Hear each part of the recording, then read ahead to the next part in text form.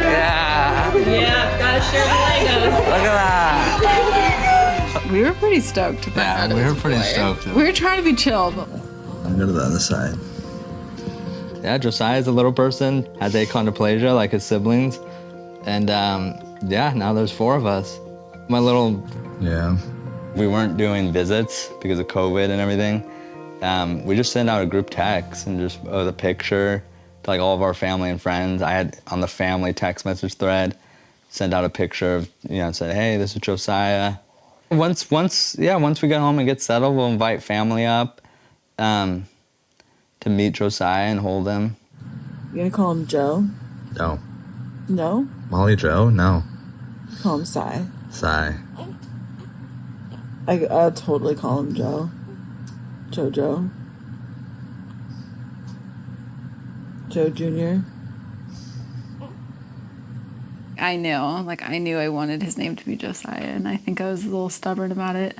I couldn't come up with anything better though. Girl's name would have been Nora. Nora May. Then we found out what the biblical meaning of it, of God supports and heals, and I just feel like that was like a perfect... It was very appropriate. It was a very appropriate, just like after everything we went through with our miscarriage, it was just like he's healing us, like this, like Josiah's here, and it was the perfect choice.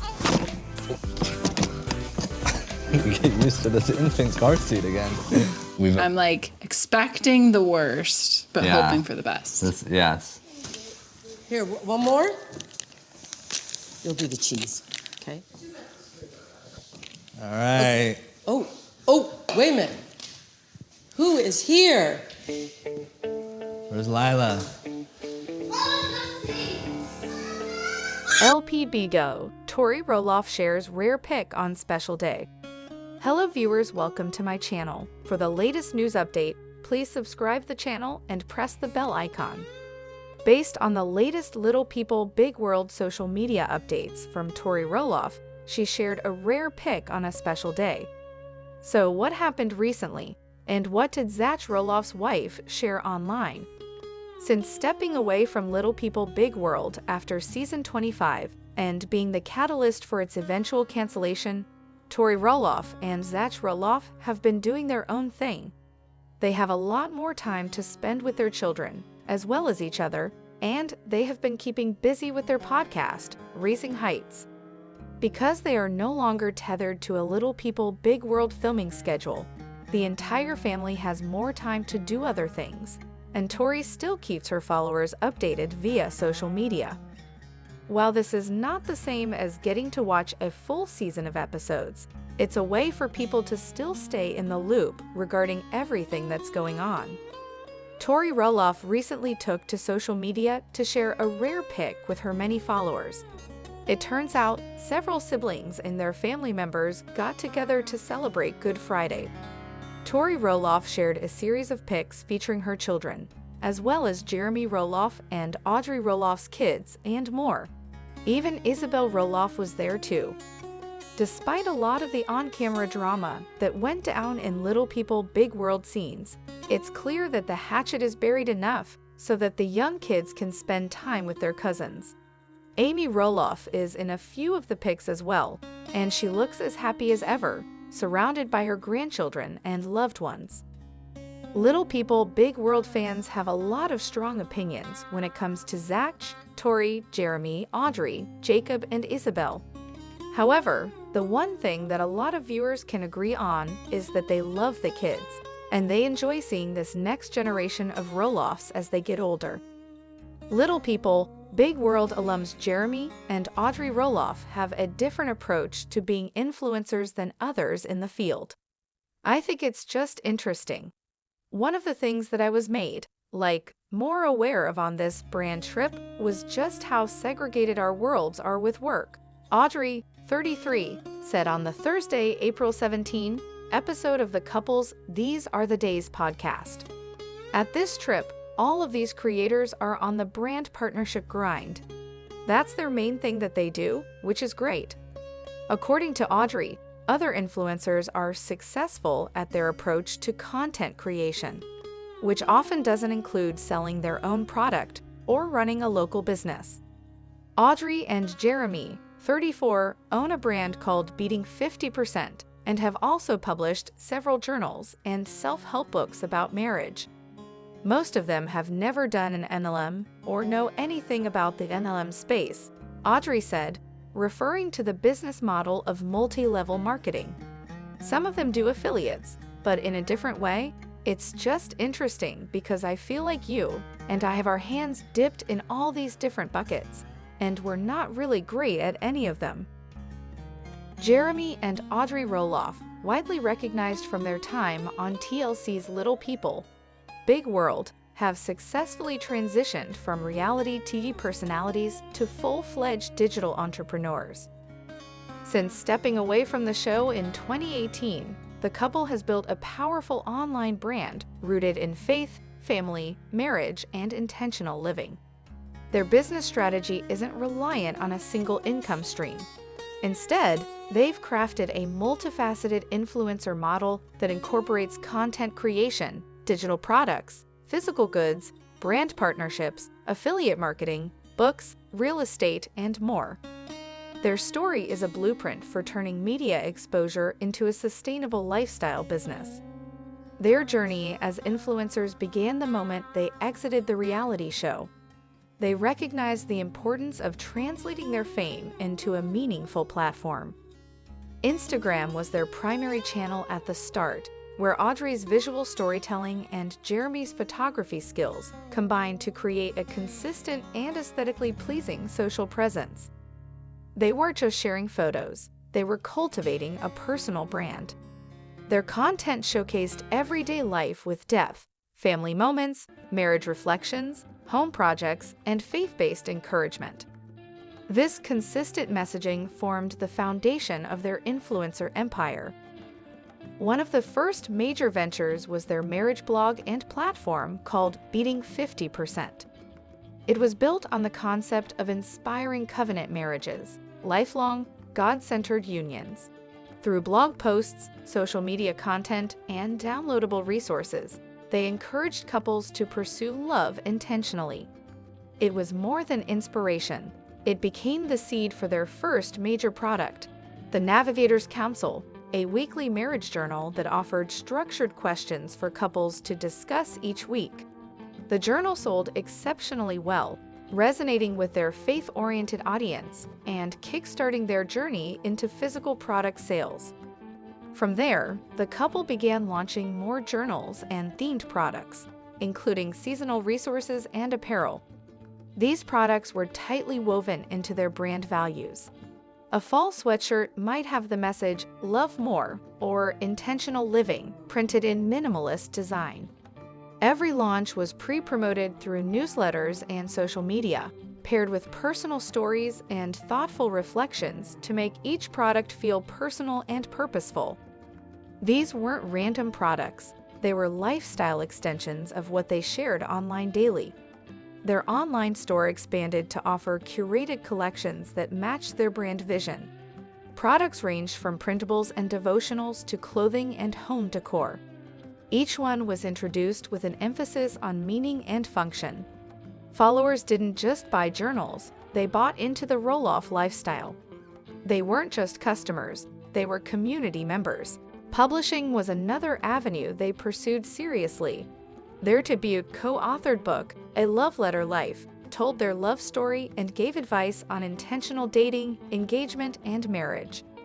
The book quickly rose in popularity, bolstered by their strong pre-order campaign and loyal following. The success of the book affirmed their decision to move beyond social media and into traditional publishing. They later released Creative Love, a practical marriage workbook that gave couples more tools to grow together. Their books weren't just inspirational, they were an extension of everything they shared digitally. At the heart of their strategy is authenticity.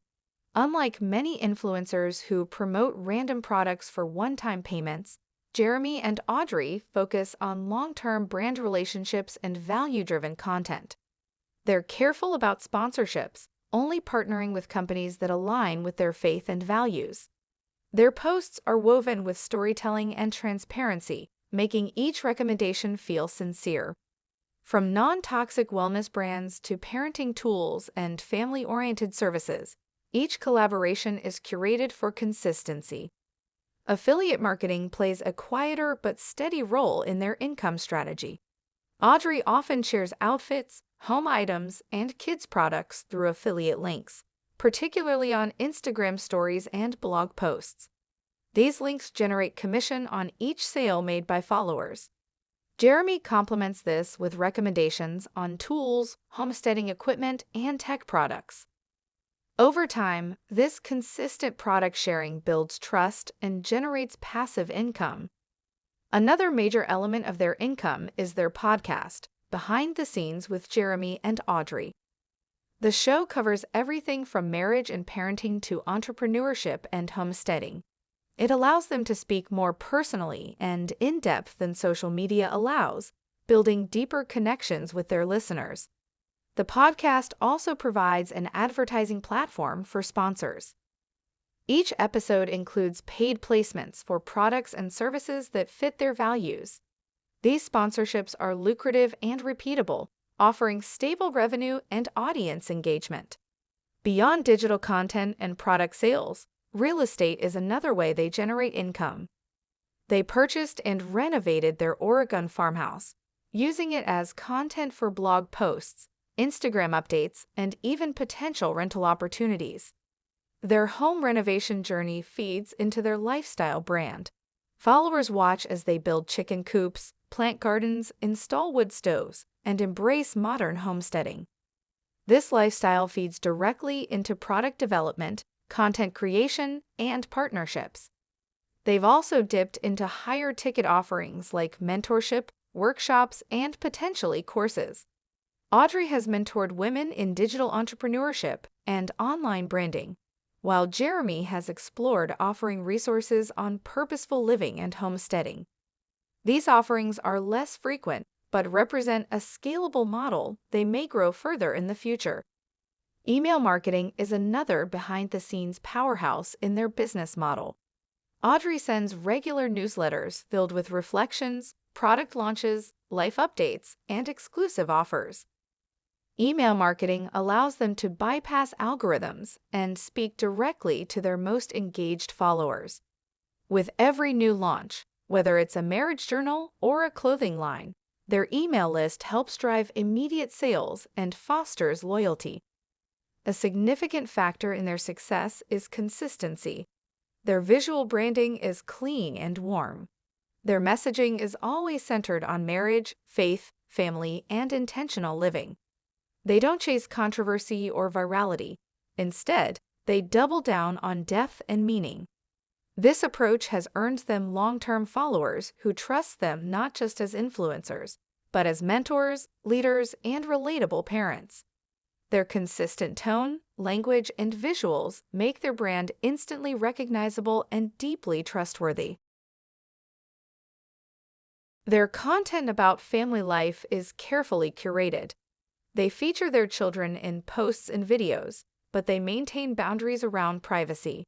They don't exploit their children for views, instead choosing to highlight parenting philosophies, activities, routines, and reflections. Their family moments are shared with respect and intentionality, which resonates with audiences looking for genuine content in an increasingly performative digital world. They've also experimented with limited edition product drops that align with seasons and holidays. Valentine's Day devotionals, Christmas-themed journals, fall merchandise collections, all timed and marketed to match their audience's rhythm. These launches are often supported by countdowns, behind-the-scenes videos, and testimonials. Each one builds urgency and excitement, leading to high engagement and strong sales. Their influence extends offline as well. They've been invited to speak at conferences, marriage retreats, and events where they share their story and advice. These opportunities offer both income and exposure while reinforcing their brand as faith-led entrepreneurs. They've also hosted their own events and gatherings in the past, deepening relationships with followers in real life. They approach everything with the mindset of business owners, not just influencers. They reinvest profits into brand upgrades, new website design, professional photography, shipping solutions, and more. This professional mindset has allowed them to scale sustainably. They treat their content, product development, and customer service with care and precision, ensuring their audience receives real value. Their lifestyle is deeply woven into their monetization. From home projects to holiday traditions, every part of their life is content, and every piece of content is crafted with the potential to convert. This doesn't mean they're transactional. In fact, their authenticity is what allows their monetization to work. Followers trust that if Audrey recommends a devotional or Jeremy shows a tool, it's because they actually use it.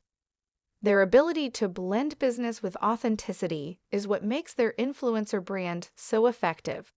They don't rely on one revenue source. They've built a layered system. From journals to books, podcast ads to affiliate links, seasonal drops to speaking gigs, they've turned their values and lifestyle into a business that serves others while sustaining their own family. They've proven that you don't have to be a traditional celebrity or viral sensation to make a long-term impact. They've also built a community. Followers don't just like their posts. They comment, share, and engage in discussion. They tag friends, send DMs, and show up for every launch. This engagement is the result of years of trust building, consistent content, and sincere connection. Jeremy and Audrey don't just sell products. They share life, and in doing so, invite others to pursue purpose, faith, and intentionality. As the digital landscape continues to evolve, Jeremy and Audrey adapt with it. They stay current on trends without compromising their values. They try new content formats, explore new platforms, and test new product ideas, all while staying rooted in their core mission. Their success isn't accidental. It's built on years of strategic, value-driven work. Their influencer brand is more than a job. It's a calling, a mission, and a deeply personal business that reflects who they are. Their story is one of evolution, purpose, and persistence. From reality stars to authors, from Instagram to podcasting, from journals to homesteads, they've built something meaningful that touches lives, strengthens marriages, and encourages thousands to live with intention. Their financial success is the result of thoughtful branding, consistent messaging, and a willingness to serve their audience with excellence in every. Jeremy and Audrey Roloff had long since walked away from the reality TV cameras that once followed them everywhere. From their early courtship through marriage and the birth of their first child, their journey played out in front of millions on Little People, Big World. They were seen as the golden couple, a photogenic, faith-driven duo charting their path. But once the lights dimmed and the crew packed up for the last time, their story took a turn that no one watching the show could have predicted. What they didn't reveal on the show, and what they've only now begun to share, is that their exit wasn't just about privacy or independence. It was about a deeper realization, one that changed the course of their lives. The truth is, Jeremy didn't want to be a reality star anymore, not just because he didn't like the fame, but because the narrative wasn't his. For years, he played the supportive son, the grounded sibling, the one who seemed more introspective than dramatic. But the version of himself that aired each week began to feel like a mask. Off camera, he was dreaming of legacy, of owning the farm, of creating something rooted and meaningful. But the producers didn't want legacy, they wanted conflict. His ideas for storytelling, of farm projects, renovations, family bonding, were brushed aside for more sensational moments. Audrey felt the pressure in different ways. She was newer to the scene when she joined the show through Jeremy, and quickly found herself thrust into a world where her every movement, every word, and every outfit were scrutinized. At first, she tried to play along. She smiled through interviews, opened up just enough for the cameras, and played the role of the perfect daughter-in-law. But it wore on her. The cameras never felt like they were capturing truth. They felt like they were distorting it. The reality of their lives, of marriage struggles, fatigue, miscommunication, parenting doubts was never shown. What was portrayed instead was a simplified, stylized version of their relationship. The breaking point came not in a single moment, but in a slow build. Jeremy started speaking out more about creative disagreements with the network. He wanted to develop his own content, create a spin-off focused on family craftsmanship and heritage, called Heritage Acres. He had storyboards, outlines, even camera test footage. He pitched it as a peaceful, soul-nourishing look at family farming and intentional living. But TLC rejected it. They told him it lacked television energy. Translation: not enough drama. That rejection hurt, but what made it worse was the growing tension between Jeremy and his dad, Matt. While cameras painted their disagreements as farm-related, the real friction was about control. Jeremy believed the farm could be so much more than a seasonal attraction. He envisioned a year-round retreat, a place where families could come to learn, restore, connect. Matt saw things differently. He had his own dreams, his own pace, and wasn't ready to hand over the reins. The two butted heads privately, and those discussions grew more strained once producers caught wind and tried to stoke it into a storyline. So when Jeremy told Audrey that he wanted to leave the show, she didn't hesitate. She supported him fully. She had been quietly withdrawing for months anyway, posting less behind-the-scenes content, pulling back from the curated highlight reels. They didn't announce their departure dramatically. They made a calm, respectful decision to walk away, but it wasn't as simple as saying goodbye. With the cameras went a lot of things: steady income, consistent exposure, and built-in structure. They were suddenly left with a blank canvas, which was liberating, but also terrifying. They leaned into their own projects. They wrote books about marriage, launched a podcast, and built a blog centered on family, faith, and intentional living.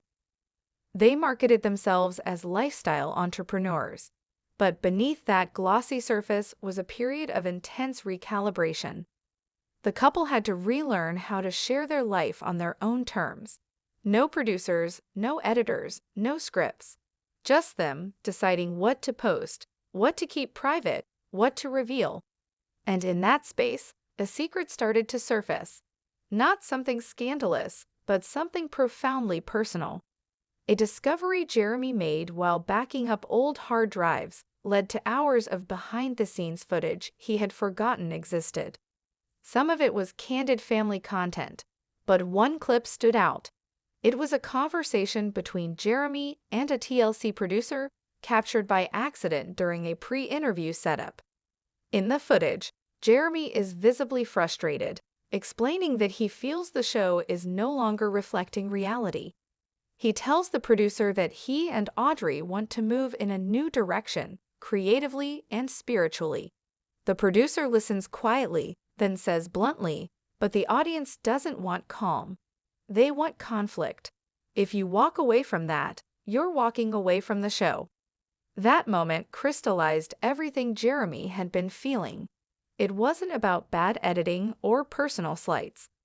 It was about an industry that thrived on dysfunction and didn't know how to handle peace. The footage was never meant to be aired, but seeing it again lit a spark in both of them. They realized their exit from Little People, Big World, wasn't just about wanting privacy. It was about rejecting an entire value system that prioritized spectacle over substance. They debated what to do with the clip. Share it? Keep it private? They ultimately decided to talk about it, not in a viral video, not in an expose, but gently in the context of their podcast. They spoke honestly about what the show had meant to them, what it had given them, and what it had taken. They didn't throw anyone under the bus. They didn't shame the network or cast, but they told their truth, and their audience responded. People reached out in droves, many saying they had always felt something was off about the way their story was told on the show. That moment of honesty opened the floodgates. Jeremy and Audrey began to share more openly, not just about the show, but about the pressures of public life, the challenges of trying to model a perfect marriage when real life is messy, and the way fame had altered their relationships with friends, siblings, even themselves. They talked about feeling spiritually drained during their years on TV, about how hard it was to remain authentic when authenticity didn't sell. They also revealed how stepping away allowed them to reconnect with each other. Without cameras, they fought more honestly, loved more deeply, parented more intuitively. They weren't performing anymore. They were just living, and that shift allowed them to see what really mattered. Over time, they began to build a new kind of life, one centered on rhythm, not reach. They set boundaries around screen time, both for themselves and their kids. They prioritized quiet mornings, homemade meals, backyard bonfires.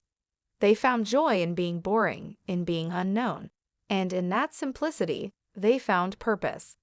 They didn't abandon ambition.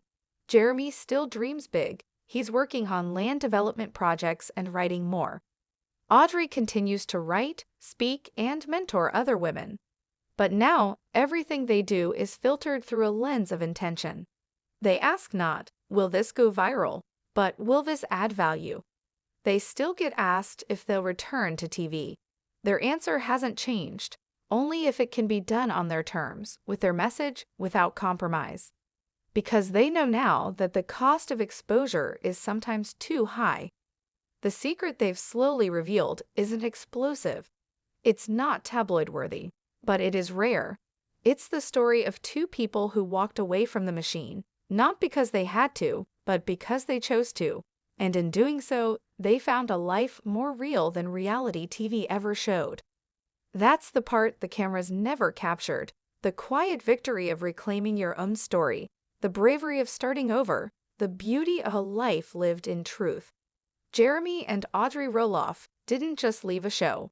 They left behind an illusion, and in its place, they built something real. The lights were low, and the hum of conversation rolled through the dining room. In the corner, under a warm glow, she sat with her back straight, her eyes lit up and smiling. She reached for her glass, letting her hand linger just long enough to catch the light. The diamond ring glimmered sharply, not hidden but not flaunted either. It sat proudly on her finger, fresh and sparkling, a quiet confirmation of everything people had started whispering about. He watched her with a mixture of amusement and admiration, sipping from his wine glass as he nodded along to something she said. Her dress was simple but flattering, a slate blue that brought out her eyes. He reached across the table, brushing his fingers over the top of her hand. She smiled, and her hand naturally turned outward, again revealing the ring. The waiter passed by and gave an extra glance, doing a small double take before continuing. She didn't seem to notice, or maybe she did, but she didn't let on. At the next table, a young woman whispered to her friend, both of them stealing glances, subtle but clear. There was a buzz in the air, not just because of who they were, but because of what the ring signified. She took another sip of wine and leaned back, her fingers tapping lightly against her glass stem. The stone shimmered again, deliberately catching the overhead light. It was like the room had been waiting for it, and now that it had appeared, it didn't want to look away. He said something that made her laugh, and she reached for his hand across the table. They held onto each other like people who'd been through storms and stayed standing. It wasn't flashy, but there was history in the way their fingers curled together. The ring was just the newest chapter in that story. She didn't need to say anything. She just looked at him, smiled, and let the diamond speak. They left the restaurant slowly, stopping outside for a moment. Someone called out her name from across the sidewalk. She turned, the hand with the ring automatically coming up in a small wave. The flash from a phone camera lit the moment for a split second, and she didn't even blink. He opened the car door for her, and she slipped in smoothly, the smile never leaving her face. By the next morning, social media had done its job. A blurry photo from that night circulated quickly, the ring front and center. Blogs picked it up within hours. Engagement rumors confirmed. Wedding planning underway. Her phone buzzed with text messages and email notifications. Friends, family, producers, everyone wanted to know if it was true. She sat at the kitchen island, coffee in one hand, phone in the other, scrolling through the headlines with a look that was more amused than surprised. He walked in, hair still tousled from sleep, and raised an eyebrow at the screen. "They found out," she said. He didn't ask how. He just nodded and poured himself a cup of coffee. They'd known it would happen eventually. It wasn't the first time their lives had gone public without them planning it. But this time felt different. There was a calm to it, a sense of readiness. They weren't hiding anything. They just hadn't rushed to announce it. The engagement itself hadn't been grand. No production, no audience, no carefully staged backdrop. Just the two of them on the back porch at dusk, talking about the future like they always did. Kept the ring in the box for the first few days, not because she wasn't excited, but because she wanted to enjoy it privately for a little while longer. She wore it around the house. She looked at it while folding laundry. She traced the edges while watching TV. When she finally wore it out, it was subtle. A trip to the farmer's market, a walk in the park, a quiet lunch by the lake. But nothing escaped attention for long. Now that it was public, the questions began rolling in. Was there a date? Was the venue going to be the farm? Would the family be invited? Would the cameras be there? She answered only what she wanted to. Most of the time, she just smiled and said, "We're enjoying the moment." And they were. They visited the farm a few days later. It looked different in spring, calm, still a little bare, but full of possibility. The fields were waking up, the trees stretching toward longer days. They walked along the gravel path, stopping by the old garden shed, the barn, the back field where weddings had been held before. She stood quietly for a while, imagining chairs in rows, music drifting over the trees, her dress brushing against the grass. He watched her, not saying anything at first. Then he pointed to a spot under the large oak tree near the fence line. "Here," he said. "If we're doing it, it should be here." She nodded. That felt right. The next few weeks blurred together. The ring was resized and cleaned, though it barely needed it. She wore it every day, sometimes without even thinking. It became part of her hand, part of the way she moved, the way she reached for things, the way she talked. It showed up in selfies, in fan photos, in glimpses on Instagram stories. No need to hide it now. Dress shopping came quietly. She didn't invite cameras, didn't bring a crowd. Just her closest friend and a stylist she trusted. They spent hours in a boutique just outside the city, pulling gown after gown, laughing and sipping champagne. She chose a dress that felt like her, nothing over the top, nothing too trendy. It fit like it had been waiting for her. When she stepped out of the fitting room wearing it, the room went silent. She looked in the mirror, touched the ring, and smiled. Conversations with family were trickier. Some were thrilled, others guarded. One phone call ended quickly. Another never came at all, but she didn't let it shake her. She and he had agreed early on. They weren't getting married for approval. They were getting married because it was time. After everything they'd faced, criticism, doubts, long pauses, and awkward silences, they still wanted to walk forward together. Planning moved along. Invitations were sent out quietly. A local caterer was hired. She picked soft florals, blush, ivory, sage. He chose the music. They agreed on a cake that was half traditional, half ridiculous, because they wanted at least one thing to make people laugh. They kept the guest list tight. No drama, no pressure. Just people who'd shown up for them through it all. As the date approached, the ring took on a new kind of weight. Not just symbolically, but emotionally. She touched it more often, during final dress fittings, during phone calls with vendors, during late-night chats about seating charts. It reminded her that the big things were already decided. That no matter how the details played out, they were doing this together. The night before the wedding, she sat on the porch of a rental cabin just off the farm. Stars overhead, breeze in the trees, and the ring catching moonlight now instead of chandelier glow. She turned it slowly, watching the facets dance. It had started as a quiet promise, and now it was a beacon. He was somewhere across the field with his family and a few close friends. She wondered if he was nervous. She wasn't. She felt grounded, centered, sure. The next morning was soft and clear. No clouds, no wind, just sunlight pouring over the hills, warming the earth, waking the flowers. She stepped into her dress in a quiet room filled with soft music and calm voices. Her friend helped fasten the back, then stepped back with tears in her eyes. She looked down at her hand, at the ring, and felt the weight of everything it had come to mean. When she stepped onto the path toward the ceremony, everything slowed. The chairs were full. The aisle was short but lined with blooms. The man waiting at the front was smiling in a way she'd never seen before, and for a moment, everything else fell away. She walked toward him, toward this life they'd chosen, flawed, real, unpredictable, and still somehow beautiful. The cameras weren't front and center. The drama didn't dominate. What mattered was this step, this moment, this ring that had started as a quiet show at a date night and now rested between them like a silent vow. And when they said their actual vows,